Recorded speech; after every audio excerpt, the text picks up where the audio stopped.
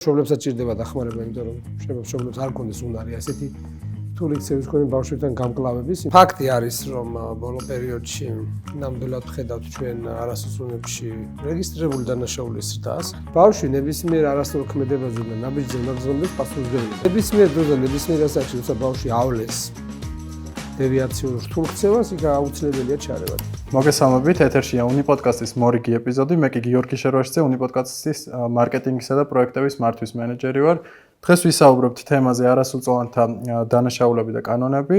ამ თემაზე სასაუბროთ მოვიწვიეთ ილიას სახელმწიფო უნივერსიტეტის ლექტორი ბატონი ტატო ქელბაქიანი. მოგესალმებით. მოგესალმებით. და რომ ზოგადად განვავრცოთ თემა, ბოლო პერიოდში სოციალურ ქსელშიც ვრცელდება და საზოგადოებისთვის ნათელია, რომ გატეხილი მანქანები, გაძარცვული მაღაზიები, რაღაც და ასე შემდეგ. და იზიარებთ თუ არა იმ მოსაზრებას, რომ ეს ყველაფერი ბოლო პერიოდში უფრო და უფრო მომრავლდა მსგავსი დანაშაულები და არსებობს თითქოს დაუსჯელობის პრეზუმპცია, რომ არ ისჯებიან ეს ახალგაზრდები და ამის გამო წახალისებულები გამოდიან. ერთილი მოგესალმებით, მიხარია თქვენ პოდკასტში სტუმრობა. ცოტა ესეთი რთული და კომპლექსური თემაა. ფაქტი არის, რომ ბოლო პერიოდში ნამდვილად ვხედავთ ჩვენ არასასწორებში რეგისტრირებული დანაშაულის ზრდას, იმიტომ რომ ერთი არის რა ფიქსირდება და მეორე არის ლატენტურ დანაშაულს ვეძახთ, რომელიც შეიძლება არ რეგისტრირდებოდეს, მაგრამ ხდებოდეს ზოგადად.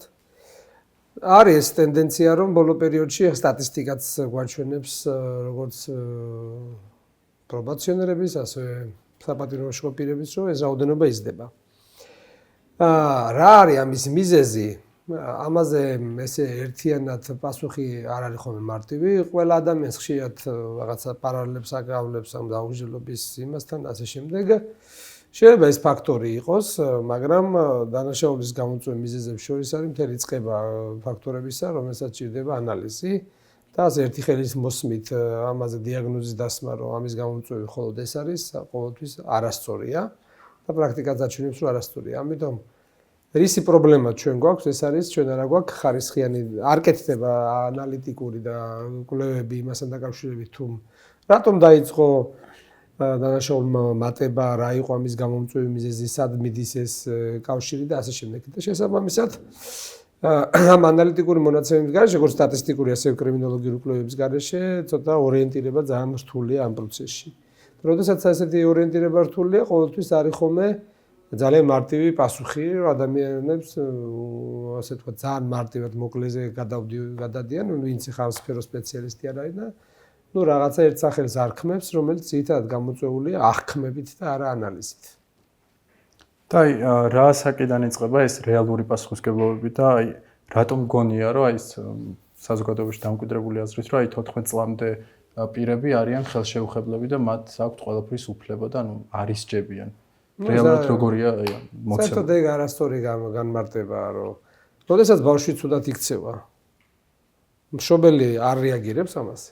არ ცდილობს პასუხისმგებლობა დააკისროს, ხო რეაგირებს. ანუ შესაბამისად ბავშვი ნებისმიერ არასწორ ქმედებაზე და ნაბიჯზე უნდა გზნდეს პასუხისმგებლობას. ამ პასუხისმგებლობის აღებაში მას ჭირდება დახმარება. ამიტომ ნებისმიერ დროზე ნებისმიერ ასაკში, როცა ბავშვი ავლეს დევიაციურ რთულ ქცევას, იქ აუცილებელია ჩარევა. ჩარევა სხვადასხვა მშობლების მხრიდან მშობლებსაც ჭირდება დახმარება, იმიტომ რომ მშობლებს არ კონდეს უნარი ასეთი რთული ქცევის მქონე ბავშვებთან გამკლავების, იმიტომ რომ ძალიან ბევრი ჩვენთან არ არის კულტურა იმის, რომ ოჯახებისთვის ხალხი ემზადება და ბავშვთა ფსიქოლოგია იცის, არ იციან.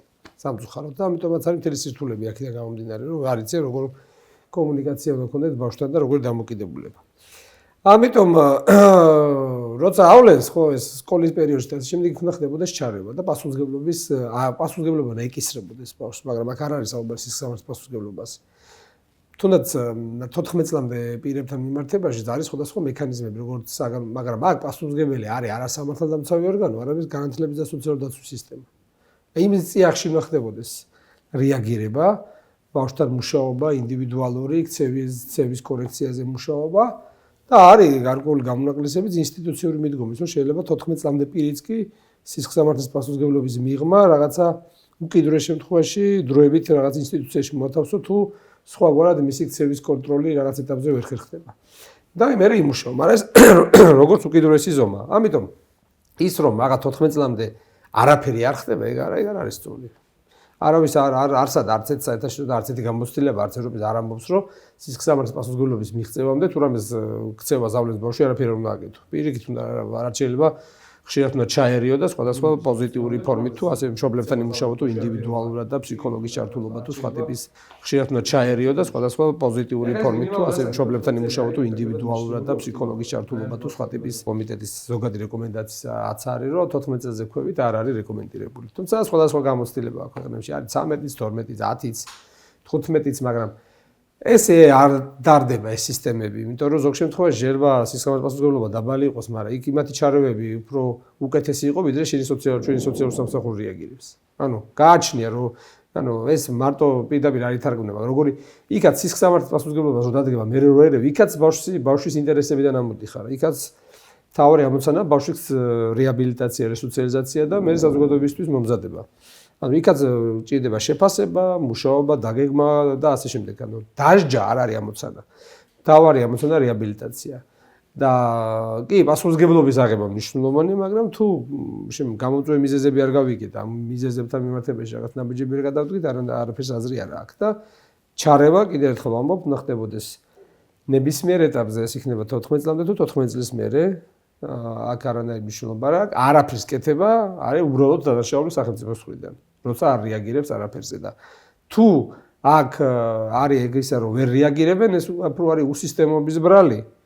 საგანმანათლებლო სოციალური დაცვის სისტემის მექანიზმების არ არის განვითარებული, მაგის ბრალია და არა იმისი რომ ახლა ასაკი რომ დაწიო და ესე ქვევით, ეგ არის უბრალოდ მოკლე გზაზე გადასვლა, უბრალოდ გეზარება მუშაობა იმ ეტაპზე და ყველაზე მარტივია მოკიდე ჩასვლა ციხეში და არაფერი რესურსი, ანუ მარტივია და ეს და საზოგადოებასაც ესე აღიქონს, ხო პირველი ინსტინქტი მაინც ხო უსაფრთხოება, აჰა თუ დაიჭერ, წინააღმდეგი შეიძლება არ იყოს ბევრი რა, მაგრამ სინამდვილეში ყველა კვლევი ადასტურებს, რომ იზოლაციაში მოქცევა და დახურულ ინსტიტუციაში მოთავსება ბავშვის კრიმინალიზაციას უფრო რისკს უფრო ზრდის ვიდრე პირიქით.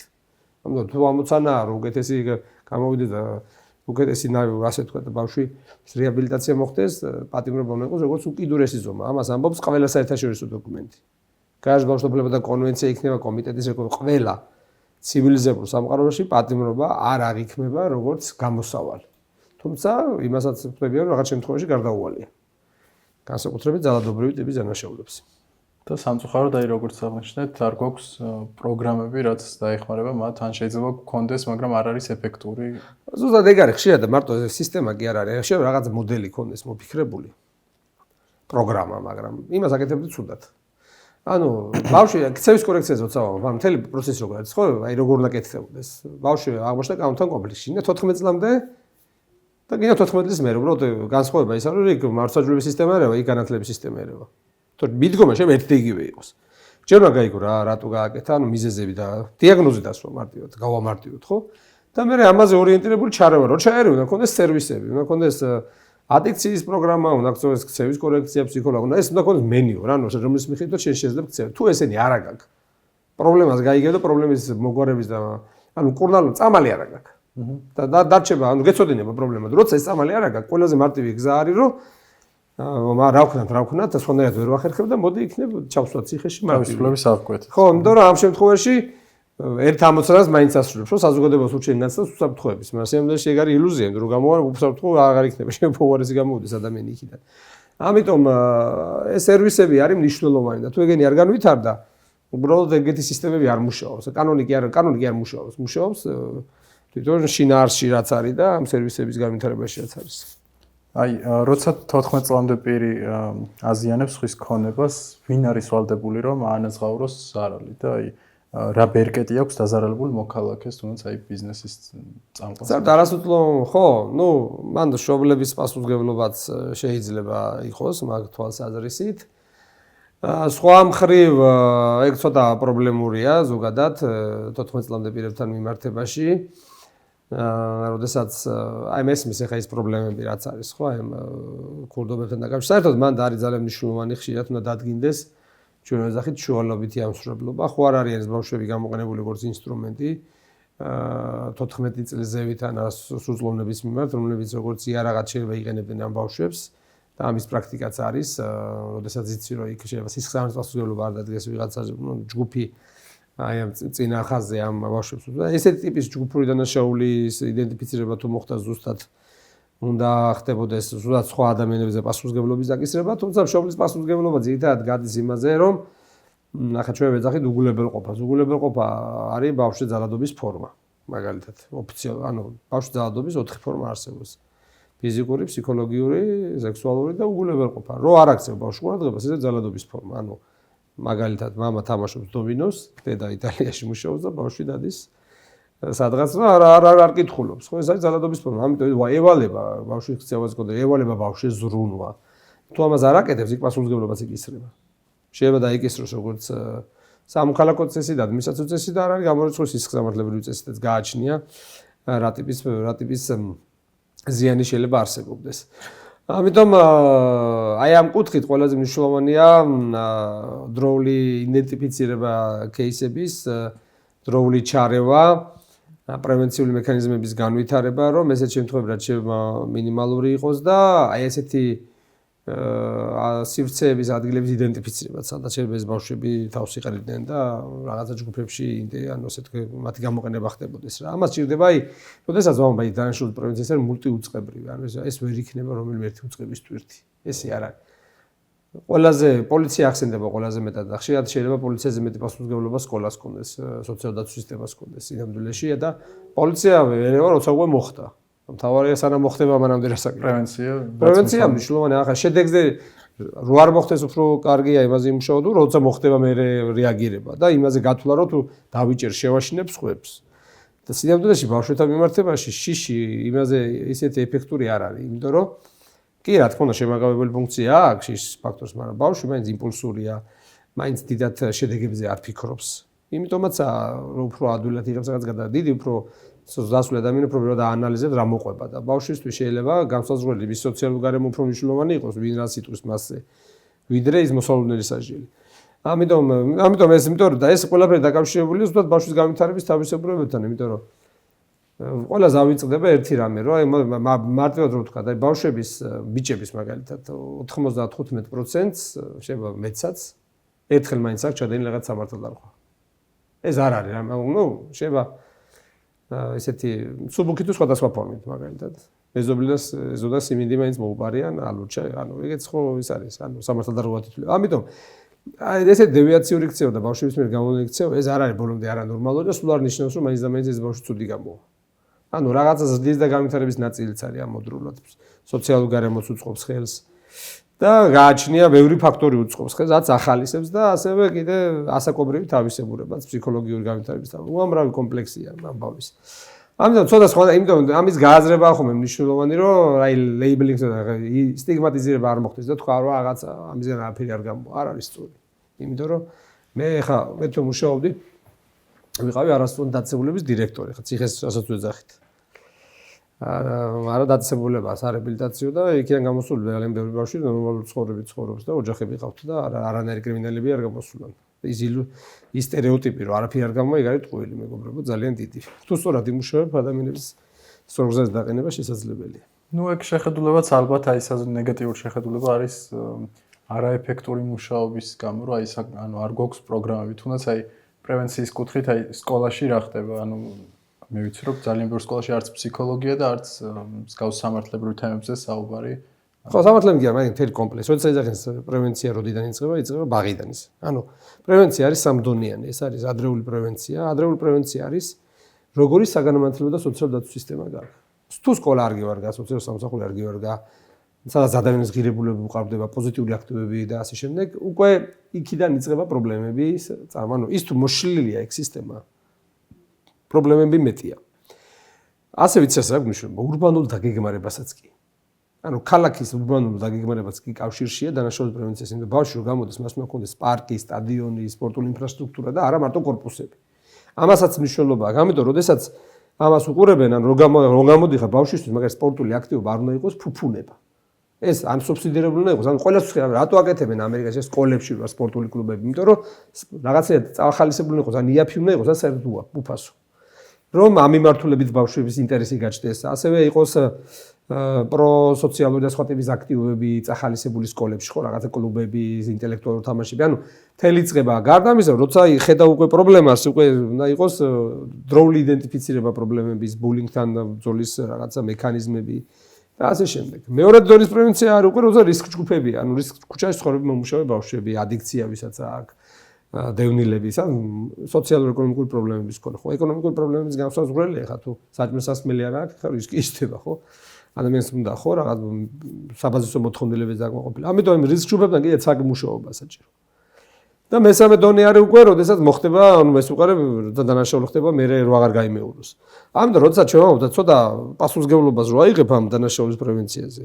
პოლიცია ყველაზე ბოლოს უნდა გაგახსენდეს. პოლიცია შეიძლება ერთადერთი იდენტიფიცირება და დაინახოს, მაგრამ პოლიციას და პროკურატურას თუ მიები დანაშაულის პრევენცია, იმან მხოლოდ ერთი რამე იცის, დაიჯერს და წაიღოს, ანუ მეტი რა, ანუ შენი ამოცანა სახელმწიფოსი რომ რაც შეიძლება მეტად მოხდეს პროსოციალურ რაღაც ტიპის აქტივობების შედეგად რაღაც პრევენციის და დროული იდენტიფიცირებას, ოჯახებთან მუშაობა, უბნებში თუნდაც ხო, ეხა უბნის მარწესრიგის ოფიცერი ქვია თუ უბანში გასვლა და რაღაც ტიპით აი იდენტიფიცირება, ხო, რაღაც არის ხომ ეს რაღაც თავს იყრიან, არის რაღაცა კეთილმოწყობასაც მნიშვნელობა, ანუ შატეხილი ფანჯრების თეორია არსებობს, რომ რაც რო კეთილმოწყობილი და დასუფთავებულია გარემო, ბევრად რო ნაკლები დანაშაული ხდება. ანუ უბრალოდ რო წარმოგიდგენთ, მიდიხარ ბნელ ქუჩაზე, ჩამწრეული ფანჯრებით და ასე შემდეგ და მიდიხარ განათებულ დასუფთავებულ ქუჩაზე რაღაცა და სად უფრო მეტად გაქვს უსაფრთხოების განცდა. ეს ახლა ნიუ-იორკშიც იყო რაღაც მოდელი, როდესაც ავიძრებს დროს, როდესაც ეგეთი ატმოსფერო და გარემოც კი ახდენს გავლენას თვითონ აი ამ კლიმატს. ანუ მთელი ამას როცა უყურებთ ჩვენ ესე მთელი წება კომპლექსიური თუ ამ მიმართულებით ჩავარდნა გაქვს ხო და ახლა მარტო შედეგებს ვწვი მაშინ ახლა თუ არაფერი არ აკეთებ მანამდე მე იძახე ახლა რატო ხდება დანაშაულიო და ცხადია მოხდება ახლა და ცალკე ეკონომიკური მდგომარეობა ნუ ახლა ეკონომიკური მდგომარეობა ძალიან დიდ გავლენას ახდენს კიდე ცალკეა სოციალური მედიის გავლენა მავნეზე მოქმედება ბავშვებზე და ამის კონტროლი და ასე შემდეგ და როგორია კანონი იმ ახალ მოზარდების მიმართ, რომლებიც ატარებენ ცივ იარაღს, თუნდაც ქუჩაში, სასწავლო დაწესებულებებშიც კი არის და ვრცელდება ვიდეოები სოციალურ ქსელებში. ხო, არის პირველ ჯერზე ადმინისტრაციული, მეორე ჯერზე სისხლსამართლებრივი, რაღაცა პრევენციული თვალსაზრისით შეიძლება გადამეტებული ჩარევები არ ვარ გახომე, თუმცა რაღაც პრევენციული თვალსაზრისით ეხლა არასუწლოვნებთან მიმართებაში ერთად შეიძლება ჩარევა შეიძლება შემოწმება უბრალოდ ბავშვთან მიმართებაში, როდესაც ხდება ნებისმიერ საგამოძიებო საპროცესო მოქმედება, თითქმის აუცილებელი პირობაა, რომ კანონიერ წარმომადგენელი ესწრებოდეს. თუმცა ეს არ გამოდის, თორე დანაშაულის დასწრების ფაქტზე შეიძლება ცოტა სხვა რამე მოხდეს, იმიტომ რომ შეიძლება ვერ მოასწრო ფიზიკურად, მაგრამ დანარჩენ შემთხვევაში უნდა ჩართო ადვოკატი და კანონიერ წარმომადგენელი. ამიტომ ეს არის აუცილებელი პირობა, ეს არის გადამზღვრევი ფაქტორი რა. თუმცა პრევენციული თვალსაზრისით სკოლებმა და სხვა სისტემებში შეიძლება შიდა უსაფრთხოების სისტემა დანერგონ თვითონ, ანუ სკოლასაც აქვს თავისი ფუნქცია, ანუ უსაფრთხოება არ არის მარტო პოლიციის ფუნქცია, ხა იქ რო შედიხარ, შეგვიძლია შეამოწმო დეტექტორი და არ გამოუშვა ბავშვი სკოლიდან იმას ვადაზე ადრე, აი საკონტროლო. ამიტომ რაღაცა ტიპის უსაფრთხოების მექანიზმები სასკოლო სივრცეშიც უნდა ინერგებოდეს რა. და ეხლა დანარჩენი ეხლა გარეთ მეს არის ყოველთვის მეშინე ხომ რაღაცას გადამეტებული, კი ნებისმიერ რეაგირება იყოს ადეკვატური და არა ეხლა ვიღაცა ვაშლოთრის იმის გამო დააგავო ეხლა მაგალითად მე ვიცი შემთხვევები, როდესაც ვაშლთლი და პოლიცია მივიდა და ანუ საყოფაცხოვრებო მიზნით. ამიტომ რაღაც ბალანსის დაცვა მნიშვნელოვანია, მაგრამ სიტუაციიდან გამომდინარე შესაძლებელია თუ ეხლა ყოველთვის ეგეთი ტიპის გადაწყვეტილებები პრევენციული არის ხოლმე არსებული კონტექსტის და რა დინამიკა არის პრობლემების იმაზე რეაგირების საპასუხოდ რა. რამდენადაც ვიცი ამ მექანიზმზე გარკვეული შედეგებიც გამოიღოს, შემცირდა როგორც ამბობენ. ეხლა მე ერთი ორი ჩემი სტუდენტისგან მოვისმენთ, ვინც კრიმინალურ პოლიციაში მუშაობს, იმათგან ვიცი, მაგრამ ეხლა ზუსტ სტატისტიკას ვერ გეტყვით, მაგრამ ყოველ შემთხვევაში პოლიციას ეხლა ეს შემოწმების უფლებაც აქვს, მაგრამ ყოველთვის ეს ოღონდ აი ამ წესების დაცვით რა თქმა უნდა. ბავშვთა მიმართებაში უფრო მაღალი წესები, უფრო მეტი სტანდარტია და ეს ბუნებრივია, ბავშვია. არავინ არ ართმევს უფლებას პოლიციას თავის საქმე გააკეთოს, თუ სწორად აკეთებს. გინდა ბავშვთან მიმართებაში, გინდა დიდთან მიმართებაში. კი ბატონო, და აი რადგან პოლიციის ქმედებებზე საუბრობდით, აი განვავრცოთ რა უფლებები აქვს პოლიციას არასწორობის გაჩერების, გამოკითხვის ან ჩხრეკის დროს, აი რომ მიუწევს ინფორმაცია საზოგადოებას. ხო, ეხლა მან დიდი განსხვავება არ არის დისა და პატარა შორის. ხო, პოლიციას აქვს უფლება გააჩეროს, მოითხოვოს იდენტიფიცირება, საბუთები მოთხოვოს. არსებობს ცოტა პრობლემა არის მაგალითად დათვალიერებასა და შემოწმებას შორის რა. შემოწმებასა და ბოდიში ჭხრეკას შორის, იმიტომ რომ ცოტა ორი სხვადასხვა ტიპის მოქმედებაა. საერთოდ ჭხრეკას ჭირდება ან პროკურორის გამოძიების დადგენილება, ან მოსამართლის განჩინება. ჭხრეკა არის ცოტა სხვა ტიპის მოქმედება. ჭხრეკა არის ჯიბეში თუ ხელს გიყობს, უკვე ჭხრეკაა. მაგრამ გარეგნული დათვალიერება და ამ რაღაცები მან არჩვენ და ასე თქვა, ეს არის უკვე დათვალიერება. აქვე შემოწმება და ხშირად აი ამ ზღვარს არ ვამდა ეს შემოწმების დროს აღარ არის ეგ მაღალი სტანდარტი და ხშირად აი ამ ნაწილში თუ პოლიცია შემოწმებას ითხოვს ყველას უნდა ესმოდეს რომ მას არ აქვს უფლება რაღაცა ხელი ჯიბეში ხელი ჩაყო შეუძლია ახლა ამოულაგოს არჩენოს და რაღაცნაირად ხო ესე გარეგნული დათვალიერება რასაც ქვია მაგრამ უკვე შესანახი რაც იქ თუ აკეთებ ყო ჭხრეკა და ჭხრეკა უკვე სხვა ტიპის მოქმედებაა. აი მან არის ძირითადი პრობლემები ხომ ცოტა ამეტებენ უფლებამოსილებას და ჭხრეკაში გადადიან და შემოწმებას არ ხვევენ და ეს უნდა იცოდნენ და ბავშვმა ყოველ შემთხვევაში ნებისმიერ გაჩერების შემთხვევაში უნდა მოითხოვოს თუ ეგეთი ტიპის მოქმედება ტარდება უნდა მოითხოვოს რომ მას კანონიერ წარმომადგენელს და ადვოკატს დაუკავშირდეს. და მის გარეშე არ აქვს უფლება ამის განხორციელების ახლა.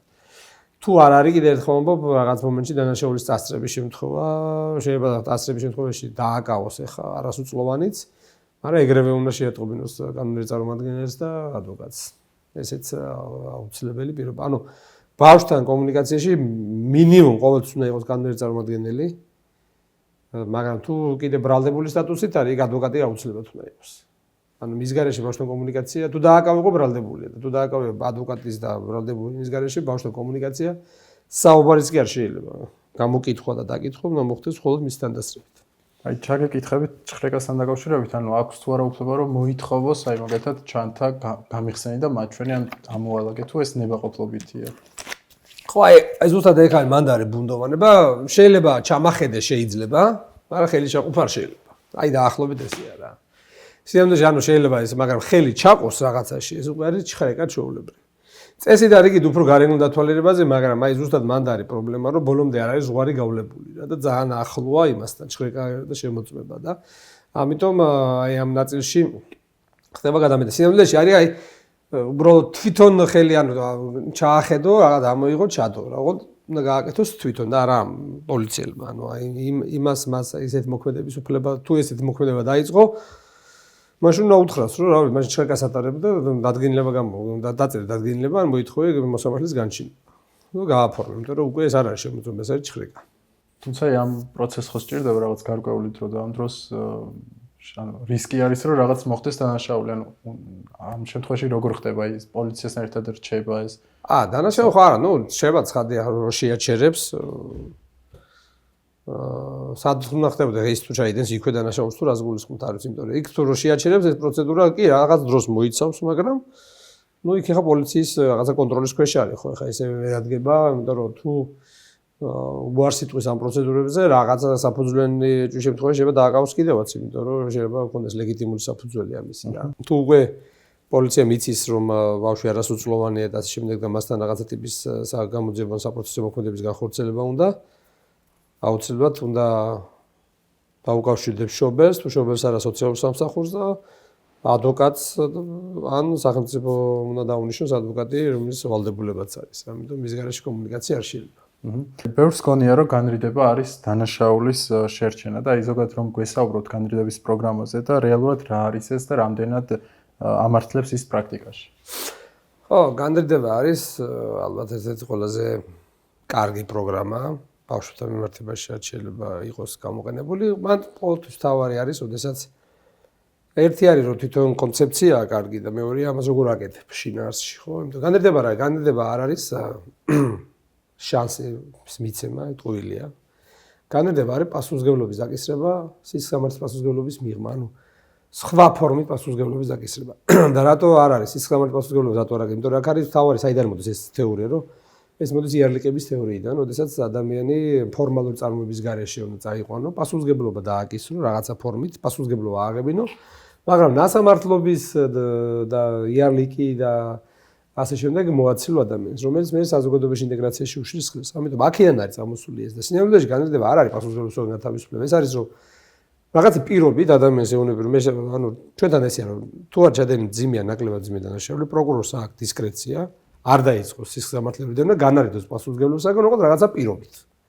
ეს პირობა შეიძლება იყოს რაღაცა ორი გზა არსებობს, ან განრიდების ხელშეკრულებები, ან განრიდება მედიაციის ხელშეკრულება. ან პირველი არის რომ განრიდების რაღაცა ტიპის ბავშვის შეფასება ხდება ბიოფსიქოსოციალური და იქ ხდება რაღაც ერთწლიანი ხელშეკრულება და ამ ხელშეკრულებაში იწერება ის ვალდებულებები, რაც ამ ბავშვმა უნდა გააკეთოს. ეს ვალდებულებები ამოდის იმ საჭიროებებიდან, რაც ამ შეფასებამ მოქცა. ანუ რატომ აღმოჩნდა კანონთან კონფლიქტში.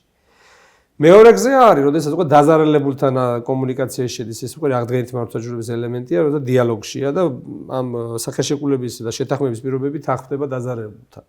ამ მედიაციის კონფერენციას ვეძახით და იქ მიდის ეს დიალოგი და იქ ხდება შეთანხმება და იმ ერის ვალდებულებები იწება ხელშეკრულებაში. ხელშეკრულების პირობები თუ არ შეასრულე, შეიძლება ეს განრიდება გაუქმდეს და დევნა განახლდეს. ანუ ეს არ არის უპირობო. თავარი პრობლემა მან რა არის, თვითონ ეს კონცეფცია ძალიან კაია. თავარი პრობლემა უკვე თვითონ მე ორი კვლევა მაქვს მაგაზე გაკეთებული თავის დროზე, რომ როგორ კეთდება შინაარსობა. შეიძლება კარგი კონცეფცია იყოს, მაგრამ ვერ აკეთებდი რა, თორემ ეს არ ნიშნავს, რომ პროგრამაა ცუდი. მანდაც გავდივარ ზუსტად აი ამ ხარისხის კონტროლს ვეძახებ. ერთი არის სერვისები. როცა აქაც ხელშეკრულებას უდებ ხო, იქაც ვალდებულებებს აკისრებ, იქაც გჭირდება შენ სერვისები, რამაც ბავშვის ქცევის კორექციაზე გავლენა მოხდენს, ფსიქოლოგი იქნება, ეს ადიქციის პროგრამა იქნება, თუ ნებისმიერი სხვა ტიპის საგანმანათლებლო თუ სხვა ტიპის საჭიროება, რასაც ბავშვი შეიძლება შესთავაზო. და თუ ეს არჩევანი არ აქვს, გადასავე თუ მედიატორები არ აქვს, ვინც აღდგენით მართლმსაჯულებაში ეფექტურად მუშაობს, ესეც გავლენას შეიძლება ვერ ახდენს. ამიტომ თუ მარტო განარიდებ და არც არაფერს არ აკეთებ და მე შეიძლება თქვა რომ აი შანსი მივეცი და რატო არ გამოიყენა და ამიტომ პროგრამა არ ვარგა, ეს უკვე არის ძალიან არასერიოზული დამოკიდებულება ამ საკითხსადმი. მარტო ის რომ შანს აძლევ, ეგ არ არის ამოცანა. თავარი ამოცანა კიდევ ერთხელ მომბოს, არა მოდის იარლიკების თეორიიდან, რომ ფორმალურ წარმოებას განარიდო. მაგრამ ის რომ არაფერი პასუხისმგებლობას არ აკისრებ, ეს არ არის, აკისრებ, ოღონდ სხვა გზით აკისრებ რა. ამიტომ რაღაცა კუთხით მე ვფიქრობ ამ განრიდების პროგრამა საკმაოდ ეფექტურად იმუშავა, თუმცა ჩვენთან რა პრობლემაც არის მუდმივად, რომ არ ხდება კვლევები, არ ხდება ანალიზი, არ ხდება შეფასება, ანუ ამას აი პროგრამის პულსზე კიდევს ხო აკვირდებოდე. ანუ ეს არ არის რაღაც რომ დააჭერ დილაგზე თავისით მუშაობს რა. იქ თუ არ შეაფასე, შეიძლება რაღაცა პროცესში აქვს ხარვეზები, შეიძლება სერვისები არ გიორგა, შეიძლება კანონმდებლობაში ერთი-ორი ისეთი დებულება გაქვს, რომელიც პროცესს გიფერხებს, შეიძლება თანამშრომლების გადამზადების ხარისხი არ გიორგა ეს თუ არ დაინახე, ვერც ამას გამოასწორებ და თუ მარტო შედეგებზე დაიწე, შედეგები დათმობა, ბევრი რაღაცა არ მუშაობს და სიამოვნებაში მიზეზები არ ეძებენ. ეგ არ არის სწორი რა. ამიტომ ჩვენ და ზუსტად მაგ სტადიაში ვართ. ჩვენ გვჭირდება ამ პროგრამის კარგად გადაანალიზება და დანახვა თუ რაღაცა არ მუშაობს, სად არის ეს პრობლემა. საერთოდ ჯამში მე მგონია მაინც დადებითია, რაღაცა 3 წლის წინ იყო ბოლო კვლევა, რომელმაც თქვა რომ 12, ანუ როგორ ფასდება, ხო, ხარი ეს შედეგი, რომ 12% იყო განმეორებით დანაშაული. ანუ ხო 12%, რაც ძალიან კაი ციფრია ზოგადად რომ ვთქვათ, იმიტომ რომ დაანჩა 88 თუ არ ჩადის. ანუ 88 გადის სამშვიდობოს, ხო, ესე 80-იც კაია რაღაცა თვალსაზრისით. თუმცა ეს უნდა მუდმივად ამოწმო და სანდოც უნდა იყოს რა. ის რომ არავინ არ გაიმეორებს, ეგ ეხა, ანუ ეგეთი რეცეპტი ჯერ არავის არ მომგონია, ანუ რაღაცა დასაშვები, ზღვარი რაღაც განმეორებით დანაშაულის ყოველთვის იქნება, ხო, რაც შეიძლება დაბალი უნდა იყოს, ანუ ეხა ეს მოცემულობაა. ამიტომ აი ეს არის მთავარი პრობლემა, რომ ამის ანალიტიკა არ კეთდება, სერვისების პრობლემა და თუ ეს არ გააუმჯობეს, ეს ამან შეიძლება ზოგადად ეს კონცეფცია დააზიანოს, რაც არასწორია რა. და ისე ვთქვა, რომ განმდება არ მუშაობს და მოდი ისევ დავიჭიროთ, აი. ისევ იქ მივდივართ ჩვენ, ანუ რეალურად არა აკეთებენ იმის ანალიზს სიღრმისეულად რა არის პრობლემა და არა ის რომ სახელი პროგრამის, არამედ შინაარსი შეიძლება მაგარი პროგრამას უბრალოდ ვერ ამენეჯმენტებ. და მე გამომდა მე ამ პროგრამის დისკრედიტაციას იწვევს და სინამდვილეში არ არის სწორი, იმიტომ რომ სინამდვილეში პროგრამა არის ძალიან კარგი. ეს ყველა ბავშვზე არ მუშაობს, ყველა დანაშაულზე არ მუშაობს, მაგრამ დანაშაულების ნახევარი ტვირთი განზე. და ამ პატიმრების რაოდენობის შემცირებაც გამოიწვია და ასე შემდეგ, რაც თუმცა ახლა პატიმრების რაოდენობა ცოტა ზევით წავიდა. კი ბატონო, და აი რა შემთხვევაში ხდება თავისუფლების აღკვეთა გარდაუვალი და რა გარემო ხდებათ არასრულწლოვანს ან მოზარდებს საპატიმროში? ხო, გარდაუვალი ხა, ნუ სადღეგა პროცესის სამართლის პოლიტიკის ნაწილია და ახლა ძალადობრივი დანაშაულებთან დაკავშირებით ახლა ცხადია პატიმრობა ვერ იქნება აცილებული ხა. განზრახულობა, დამამძიმება, კვლევის ცვლილება, სხეულის დაზიანება. თუმცა ქურდობებს და სხვა დანაშაულს შეეხება თითქმის იშვიათად მინახია რომ პირველივე შემთხვევის გამო გამოიყენებინა და მაგრამ მეორე მესამე შემთხვევაზე უკვე როდესაც ეს არის მე ხდება ხოლმე ამის გამოყენება რა. ამიტომ თუმცა ეს არის ცვალებადი როგორც ეხლა პატიმრობის საუდარნობა გაიზარდა არის განცდა დანაშაულმა მოიმატა თუ პოლიტიკა შეიცვალა იმიტომ რომ პატიმრობის საუდარნობა მაინც არ არის საზომი იმისა დანაშაულმა მოიმატა თუ მოიკლო იმიტომ რომ უბრალოდ იჭერა რა ბევრს პოლიტიკის ნაწილია. გარემო მე ვიტყოდი რომ ბავშვთა მიმართებაში ბავშვები არის ორი კატეგორია ბრალდებულები, ჯავრდებულები, სანამ მიუჯიენ ახლა. ჯავრდებულები სადაც არიან განთავსებული და ხშირად კოლონიას იყენებენ არასწორი ტერმინი, არ არსებობს კოლონია. კოლონია არის საბჭოთა პერიოდის ჩვეულებრივი არასწორთა დაწესებულება. მე ვიყავი მაგის ხელმძღვანელი 10 წლის წინ. არაფერი რავი, ჩვეულებრივი ორსართულიანი სკოლა, ბიბლიოთეკა, ორი სტადიონია. კომპიუტერის კურსებიც იყოს, ფსიქოლოგებიც არიან სოციმშაკი. ანუ უკეთესი მინახავს სხვა ქვეყნებში, მაგრამ ჩვენი საზომებით რაღაცა ტიპის ინფრასტრუქტურა მეტნაკლებად არსებობს, სადაც საგანმანათლებლო სარეაბილიტაციო პროცესის ორგანიზება არის საჭირო. თუმცა ამასაც მუდმივი მონიტორინგი ჭირდება. ხა გუშინ რო იყო დღეს შეიძლება ცოტა ცუდია რა. ხა მუდმივი ხა მე ბოლო ნახევარი წლის ინფორმაცია შეიძლება არ მქონდეს ხა, იმიტომ რომ ხა მე იქ ვერ შევდივარ და ერთადერთი წყარო არის ხოლმე სახალხო დამცველის ანგარიშები, რომლებიც ამონიტორინგებს. თუმცა ინფრასტრუქტურა მე რაც მახსოვს და რაზეც მეტნაკლებად ნორმალურად ითვლება სხვა იმებთან განსხვავებით რა. ბრალდებულებზე ცოტა პრობლემაა. უფრო ესენი არიან გლანში, ქუთაისში და ცალსაკი განყოფილებებში და იგივე უფლებები არ აქვთ რა. მაგ თვალსაზრისით და ეგ არის პრობლემური რა. თუმცა საერთო ჯამში ხა ცოტა მოიმატა პატიმრობის რაოდენობამ სამწუხაროდ. დაახლოებით ამდენი არ ყოფილა არც ბავშვები 2013 წლის მერე. ბოლო 12 წელიწადში ყველაზე მაღალი ნიშნულზე ავიდა პატიმრობის რაოდენობა. არა მარტო ზოგადად გაიზარდა, მარტო ბავშვებს არ უყუროთ, ანუ ეს უფრო პოლიტიკის ნაწილი მგონია, ვიდრე მაინც ბავშვი, ანუ ზოგადად რეპრესიულისკენ მიდის სამართლის პოლიტიკა და ეს ამას აკეთებენ ყოველთვის, როდესაც პრევენციული მექანიზმები ან არ გაქვს, ან არ იცი როგორ გააკეთო, ან ასე შემდეგ. არა ეფექტური. და გადადიხარ მოკლე გზაზე, იმიტომ რომ ჩვენ ხო ეგ გზა ხო გავლილი გვაქვს რა.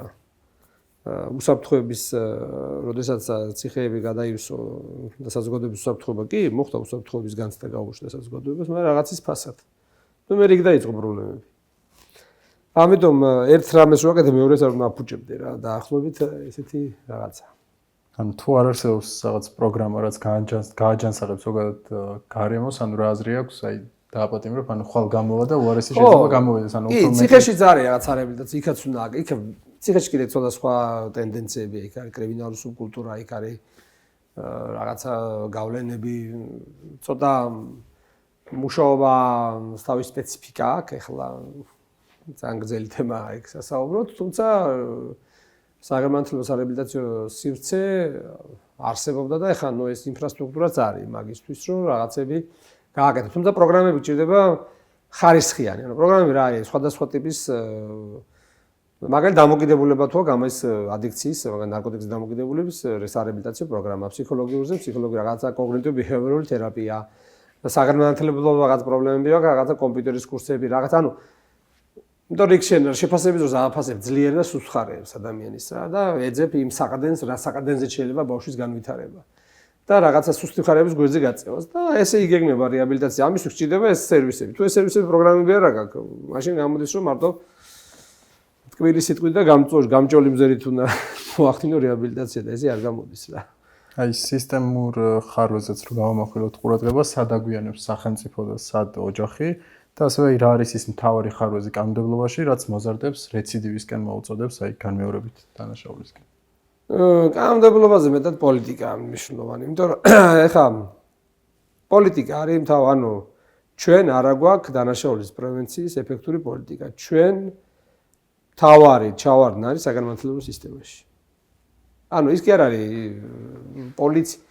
აი პოლიცია და კანონის ცვლილება, ეს არის უკვე შედეგებთან ბრძოლა და ნუ მად ხა თუ იქ არაფერი აკეთე, ამკაცრე და ასე შემდეგ და იქ არაფერამდე არ მიგიყვას, პირიქით დააზიანებს ყველაფერს.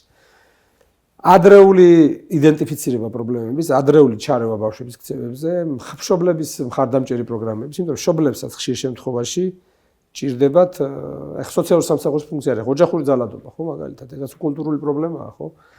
რომელიც ბავშვზეც ახდენს გავლენას. არაკეთილსაიმედო გარემოში იზრდება ბავშვი და ასე შემდეგ, ხო? ანუ რაღაც სამი სივრცეა, მოდი ესე ვიტყვი. ეს არის სკოლა, ეს არის ოჯახი, ეს არის უბანი, სოფელი რა, გააჩნია სოციუმს. რისკები არსებობს ყველგან. ამ ყველგან არსებობდეს პრევენციული მექანიზმები და იდენტიფიცირების და ჩარევის მექანიზმი. ყველაზე მეტი პასუხისმგებლობა სკოლა, იმიტომ რომ სახელმწიფოა. იქ მოდის ყველა ბავშვი და იქ შეიძლება დაინახო, დააიდენტიფიცირო, იმუშაო.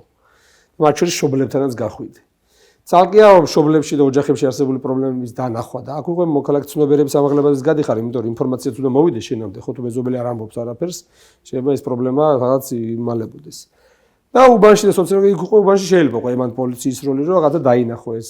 on პოზიტიური ხა ჟანდარმის როლი კი არ უნდა ქონდეს მაინც და მაინც. ხარდამჭერი მათ შორის, აი კუკარაჩას ტიპის რა დაახლოებით, აი რო ავიღოთ. ძალიან კარგად ერგება, აი მაგას რაღაცა აღრძელობითი ისა რა. და პლუს პოზიტიური აქტივობები შეთავაზება. ხო და აი ამ ყველგან სივრცეში თუ ვერ ხედავ და არ ერევი და არ თავაზობ რაღაცას, მე ეს აკუმულირდება. ხა სკოლაში ხა ბულინგი თუ არის, ქცევით პრობლემა, თუ ადიქცია, ხა გარემო ისეთია, თუ ყველა ნარკოტიკს მოიხმარს, სპორტული ინფრასტრუქტურა არ აქვს, პროაქტიული და პროსოციალური რაღაცა საგანმანათლებლო რეკრეაცია, რაღაცა ტიპის აქტივობები არ აქვს, სადაც ბავშვი შეიძლება გადაამისამართო. და ცალკე რა თქმა უნდა განათლება არის მნიშვნელოვანი. მაგალითად ყველაზე ახლა კიდე ცალკე პრობლემა ხდება ონლაინ პლატფორმები და ონლაინ პლატფორმებიდან მომდინარე რისკ მავნეზე გავლენა და აქ უკვე გადამზღვევი არის თავიდან ბოლომდე უკვე განათლება, იმიტომ რომ განათლების სისტემი, განათლებით თუ არ მიეცი ბავშვს ინფორმაცია, გაჯეტების უსაფრთხო მოხმარება, იქიდან მომდინარე მავნე შეეცენი ასე შემდეგ, ეს კიდე ცალკე უკონტროლო სივრცეა და უამრავი ნაგავი მოყვება ამ ყველაფერს და ამის გაფილტრას ვერც მშობელი მოახერხებს. და ვერც ვერავინ, იმიტომ რომ ახლა სულ ხომ ეკითხავს, რამდენი ბავშვი იცით 10 წლის სასაგზევით, ვისაც ტელეფონი არ აქვს, სმარტფონი. ხო ვეთქვით რა არა. და თუ სმარტფონი აქვს, ხო აქვს ინტერნეტზე წვდომა. ინტერნეტში რისი ნახვა შეიძლება ხო წარმოიიცით თქვენ და თუ შეუძლია ამ ყველაფრის მშობელს კონტროლი. ეს არის ილუზია, არ შეუძლია. ბოლომდე ამის კონტროლი არის შეუძლებელი. ბავშვი ინტერესი უჩნდება ამ კითხვაზე პასუხს მიღება, ნუ შინგან არა მეზობლის მეგობრის იმას ჩაიხედავს და ასე შემდეგ. ბოლომდე კონტროლი შეუძლია. ერთადერთი გადამზღვევი რაც არის ხომ, კი უნდა აკონტროლოს მშობელმა აუცილებლად და არის სწორი ინფორმაციის მიწოდება, განათლება, რომ ეს მავნე და ზეგავლენის მქონე რაღაცა ეს არის ხო ინფორმაცია, რაღაცნაირად გაფილტროს და თავი დაიცვას რა. სხვა შემთხვევაში ძალიან პრობლემური ხდება ეს ყველაფერი. განათლება მაინც ყველაფერია, ფუნდამენტია ყველაფრის და ყველა რისკის დამზღვევი საერთო ჯამში. კი ბატონო, და აი შეჯამების სახითაც რომ შევაჯამოთ ეს ჩვენი დიალოგი და აი რას ეთყოდით მშობლებს, რომლებსაც ეშინიათ, რომ მათი შვილი შესაძლოა აი გავს გარემოში აღმოჩნდეს, ან იყოს მომავალი, ანუ რისკ ჯგუფის წარმომადგენელი. ყველა მშობელს ეთყოდი, რომ ბავშვებს აუცილებლად უნდა მოусმინოს, აუცილებლად უნდა ელაპარაკოს, სხვადასხვა ერთ-ერთი პრინციპია ბავშვის უფლება იყოს მოსმენილი. და რაც შეიძლება მეტად კარგად შეაფასონ ნებისმიერ ბავშვის ძლიერი მხარეები. ყველა ბავშვს აქვს ძლიერი მხარეები, რაღაც ინტერესი და იმ ძლიერი მხარეები, რასაც დაინახავენ. ეს შეიძლება იყოს სწავლა უნდადეს, შეიძლება სპორტი აინტერესებდეს, შეიძლება რაღაცა ხელსაქმე რაღაცა, ან შეიძლება რაღაცა სხვა. და ეს ძლიერი მხარეების დანახვა არ მნიშვნელოვანი, რომ ეს არის საყრდენი, რადგან შეიძლება ამ ბავშვის განვითარება და დაშენება და ამას და ამიტომ ყოველთვის და გაითვალისწინონ ბავშვის მოსაზრებებიც. მარტო მშობელი არ უნდა წყვეტდეს რა უნდა ბავშვს რა. ბავშვსაც უნდა კითხოთ რა უნდა. ამას აქვს ძალიან დიდი მნიშვნელობა. ბავშვს უნდა მოусმინო და რაც შეიძლება მეტი შესაძლებლობა მისცე სხვადასხვა შემეცნებითი, რეკრეაციული და სხვადასხვა ტიპის მიმართულებით იყოს ჩართული სპორტი იქნება თუ ასე შემდეგ რა.